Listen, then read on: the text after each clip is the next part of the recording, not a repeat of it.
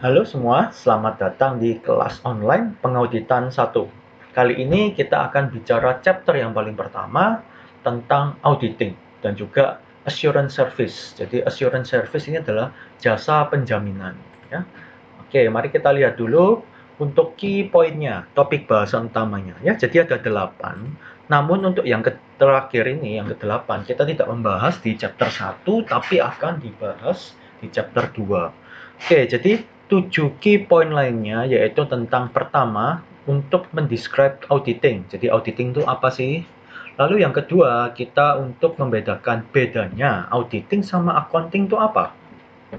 Lalu yang ketiga, kita akan menjelaskan betapa pentingnya peran auditing dalam mengurangi resiko informasi.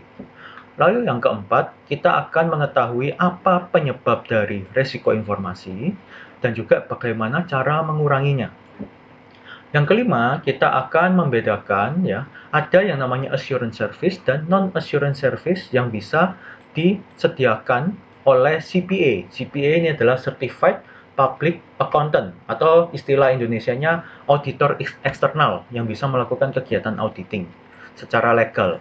Lalu yang keenam, itu kita membedakan ternyata ada 3 tipe utama dari yang namanya audit. Lalu yang ketujuh, kita akan membahas tipe-tipe auditor. Oke, mari kita lihat terlebih dahulu.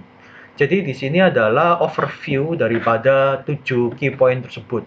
Jadi yang pertama, auditing definisinya itu apa? Definisinya itu ini, ya, akumulasi dan evaluasi bukti. Ya. Nah, dari bukti tentang apa? Tentang informasi yang diperoleh dan kita membandingkannya dengan kriteria yang sudah ditetapkan peraturannya. Apakah informasi yang didapat itu sudah sesuai dengan SAK atau IFRS? Ya. Lalu, auditing hanya bisa dilakukan oleh ya CPA, ya auditor eksternal yang kompeten dan independen.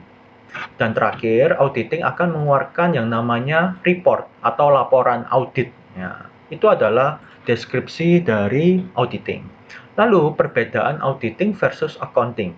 Secara singkat, accounting itu melakukan pencatatan informasi atau dalam hal ini informasi adalah economic events atau peristiwa-peristiwa ekonomi.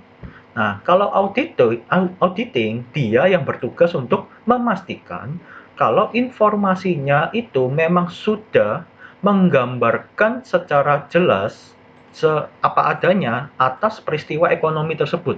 Jadi tugasnya auditing justru melakukan cek atas ini ya, informasi yang tercatat. Apakah sudah sesuai atau tidak dengan kondisi yang sebenarnya. Information risk ya ini adalah resiko informasi. Jadi ada kemungkinan bahwa informasi yang didapat atau diperoleh atau yang muncul itu tidak akurat. Nah, itu yang namanya resiko informasi. Ada kemungkinan informasi yang disediakan itu tidak akurat. Nah, penyebabnya apa? Penyebabnya ada 4 ini. Nanti akan dibahas di video berikutnya. Lalu, bagaimana cara menguranginya dengan 3 cara ini? Oke, mari kita lihat selanjutnya, yang kelima. Yang kelima adalah assurance versus non-assurance service. Atau bisa dibilang jasa penjaminan versus jasa non-penjaminan lainnya. Lalu ini adalah gambar secara ringkasnya, di mana ini sebelah kiri adalah jasa penjaminannya. Di dalamnya ada audits di sini. Nanti akan dibahas di video khusus yang kelima ini. Lalu non-assurance service juga ada 3 ini. Ya. Jadi singkat kata, yang sebelah kiri ini adalah CPA atau auditor eksternal itu menawarkan jasa penjaminan, sedangkan yang sebelah kanan itu auditor eksternal itu tidak menyediakan jasa penjaminan, namun pekerjaan yang lain. Lalu tipe-tipe audit ada tiga tipe utama, yaitu operational audit, compliance audit. Compliance itu adalah kepatuhan kalau di bahasa Indonesia kan. Financial statement audit atau audit atas laporan keuangan. Ya, itu ada 3. Lalu tipe-tipe auditor di Indonesia. Di Indonesia ada 5. Yang pertama yang paling banyak yaitu tentang CPA firms atau kantornya akuntan publik atau kantornya auditor eksternal. Kalau di Indonesia yaitu istilahnya adalah kantor akuntan publik.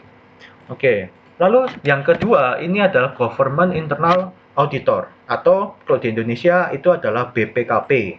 Kalau yang ketiga itu adalah Internal Revenue Agents, atau kalau di Indonesia itu dikenal sebagai BPK, Badan Pengawas Keuangan, Badan Pemeriksa Keuangan. Lalu yang keempat itu ada Tax Auditor. Kalau di Indonesia kita kenal sebagai DJP, Direktorat Jenderal Pajak.